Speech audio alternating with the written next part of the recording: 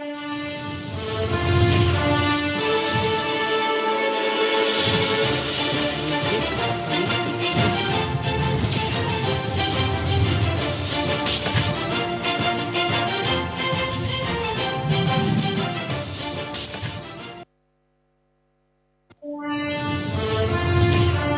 the battle to curtail the spread of the coronavirus disease in Nigeria, Nigerians are worried about the relationship between the 5G technology and the coronavirus. We get some insight and break down the issues for you tonight on the program. The federal government said that it plans to withdraw a total of $150 million from the Sovereign Wealth Fund for distribution to the federal, state, and local governments.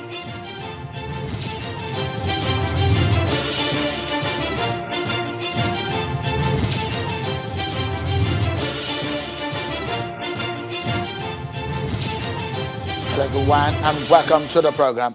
This is Politics Today live on Channels Television. I'm Sean Kimbaloye in Lagos, and we are monitoring the situation as related to the coronavirus in Nigeria, especially some of the latest coming from the authorities involved in some of the administration of the information coming. The Lagos state government has come out this evening to announce that 2 more female patients have recovered fully after testing negative twice consecutively and have been discharged from the infectious disease hospital today in Lagos.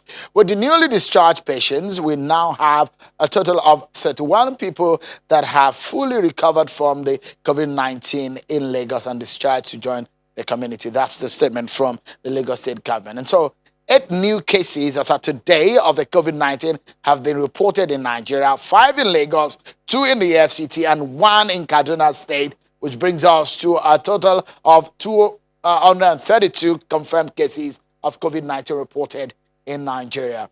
By the way, the federal government has announced plans to withdraw a total of $150 million from the Sovereign Wealth Fund for distribution to the federal, state, and local governments. The Minister of Finance, Budget, and National Planning, Mrs. Zainab Ahmed, was speaking at the media briefing, explains that the intervention is expected to help tackle the impact of the coronavirus pandemic on the economy. Disbursements from the Federation account has experienced a sharp drop recently from 716 billion naira in January 2020 to 581 billion naira in March.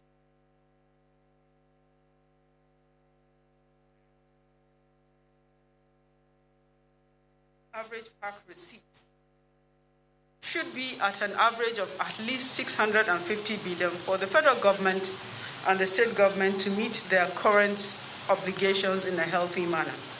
Unfortunately, we project that monthly receipts may decline to as low as 400 billion over the next 3 to 6 months. To address these emerging fiscal risks, the President has approved that the sum of $150 million be withdrawn from the Nigerian Sovereign Investment Authority Stabilization Fund to support the June 2020 FAC disbursements. The Stabilization Fund was created for such emergencies and is to be utilized for this purpose.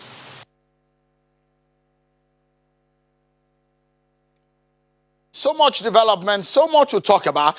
A major conversation tonight is about a 5G and what this means, the correlation with coronavirus. We have an environmental biologist, and of course we have a policy administrator to give us a sense of what is happening right here on the program. But there are a few issues that we need to dissect, especially information coming from some part of the country. Now, our political roundup, everyone.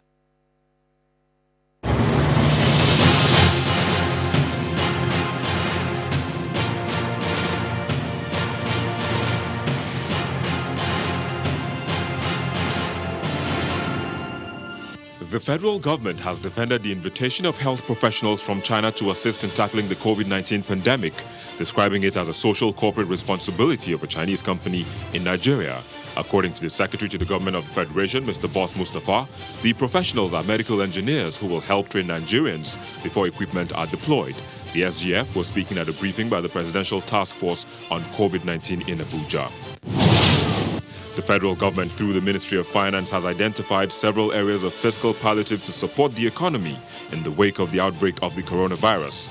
The Minister of Finance, Mrs. Zainab Ahmed, says the global disruption caused by COVID-19 and further decline in international crude oil prices makes it imperative for government to adopt the measures. She lists part of the measures to include 500 billion naira investment intervention fund already approved by the president, which the NAS is expected to pass a bill on. The fund is expected to be used for the upgrade of healthcare facilities across states, amongst others. The Nigerian government appears vehement in its stance in implementing the lockdown order of President Buhari as the police today arraigned Nollywood actress Funke Akindele and her husband, Ibrahim Bello, also known as JJC, before a magistrate court in Ogba of Lagos for hosting a house party in contravention of the COVID-19 lockdown order in Lagos State. The couple is facing a one-count charge of gathering over 20 persons for a house party, contrary to the social distancing directives of the Lagos State government made pursuant to the Regulation 8, 1A and B, and Section 17, Subsection 1 of the state's Infectious Disease Regulation 2020. Both of them have pleaded guilty to the charge. The Ekiti state government has flagged off food distribution across the 16 local governments of the state in fulfillment of its promise to cushion the effects of the COVID-19 pandemic and attendant government pronouncements. The governor also relaxed the 14-day curfew imposed on the state for 2 days to allow citizens move freely between 6 in the morning and 2 in the afternoon on Tuesday and Thursday. The packaged foodstuff will be taken to 20,000 households identified in a formal register as most vulnerable.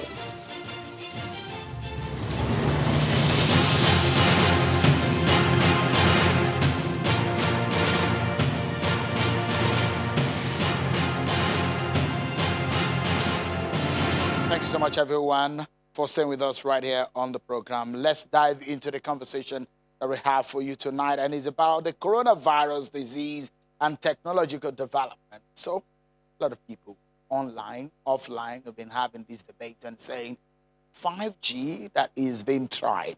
Well, it's been established that there was a trial spectrum done in Nigeria, and the fear of contracting disease mounts, but there are other myths tied around the coronavirus. One that is being very popular is the 5G technology and the effect on humans, or whether or not the 5G technology aggravated the virus, or in fact, some say it's even the cause of coronavirus in Nigeria.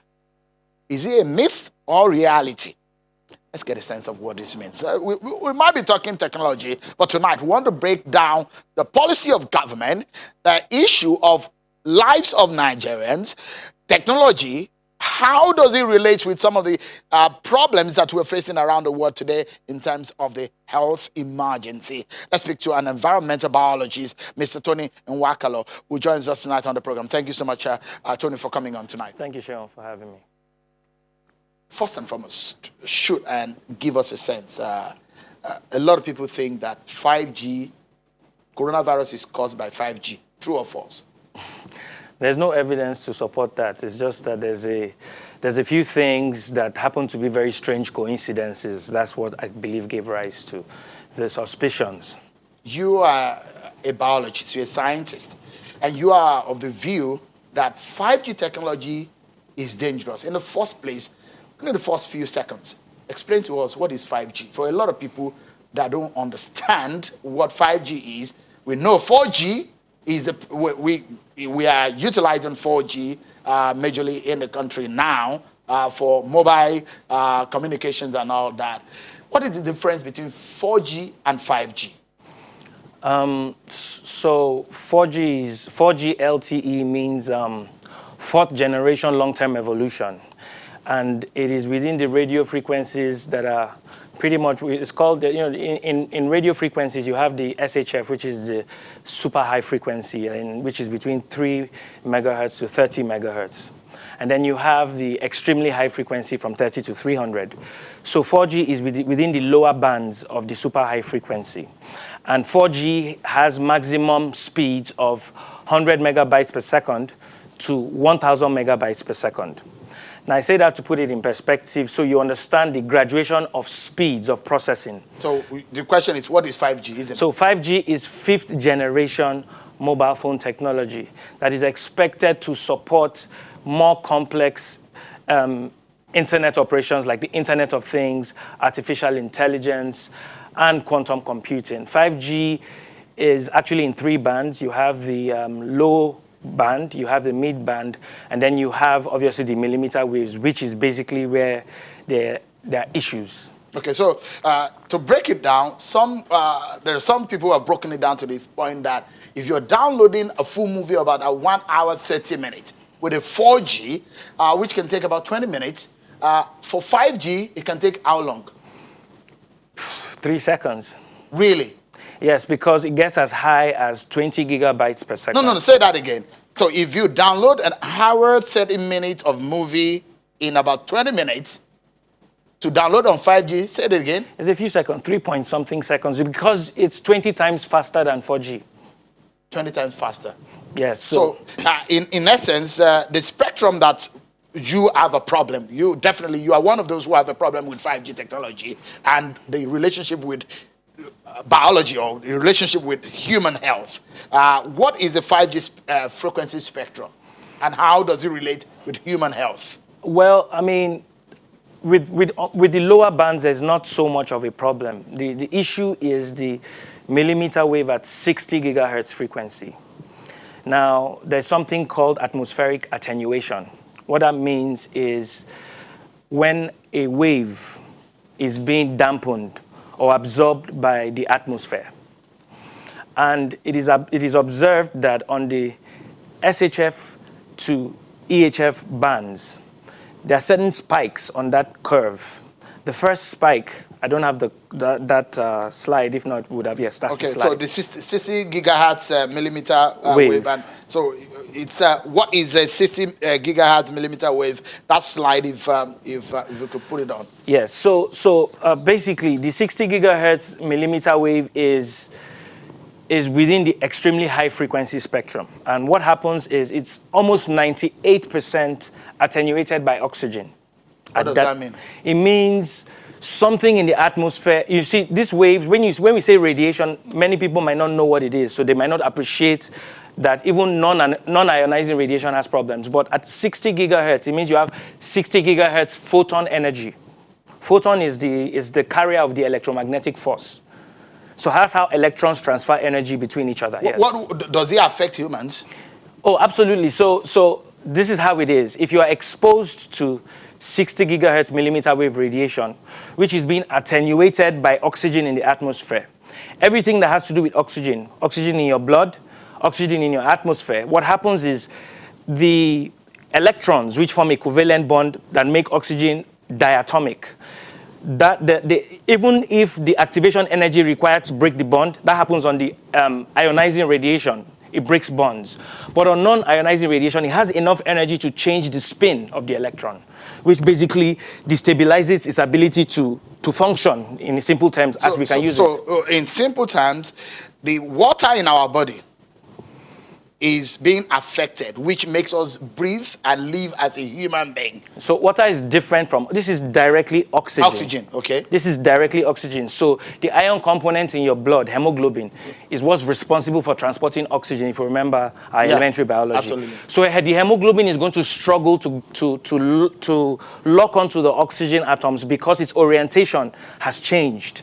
This is subatomic particles. It's not a very popular and it's interesting to me, but it's not a very generally interesting part of physics. So basically, for animals and humans, the 5G spectrum or the electromagnetic waves formed in 5G affects humans it will affect everything, not just humans. It affects animals. I mean, anything that's a vertebrate that uses oxygen, exposed to millimeter waves for extended periods. Ionizing radiation impact is immediate. Non-ionizing radiation, it's like death in doses. So the effect is gradual, and then you get to a point where your cells can no longer sustain that boiling microwave type environment.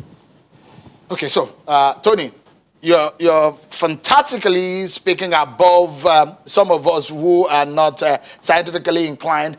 But in essence, you're saying it is dangerous for human beings. We'll take a break now. But when we come back, we'll hear from authorities who are in charge of these policies. When we say these policies, the NCC, that will give us an understanding of what it means for Nigerians and the coronavirus, the relationship. Is there any relationship? We hear from them when we come back from this break. Join us again.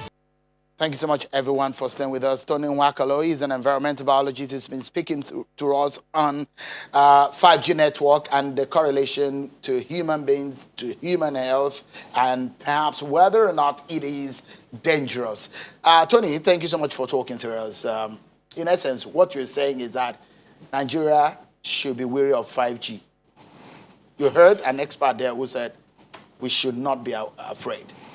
Well, I don't know what study. I mean, I listened to some of those comments, and they keep making references to studies that have been carried out. But if you're not really following, I mean, if you're not really interested in virology or biology, some of those journals you won't read. So I have documentation on all of the tests that have been done on EHF, the EHF band, by the International Journal for Environmental Research. And I'm aware that no in vivo tests have been carried out.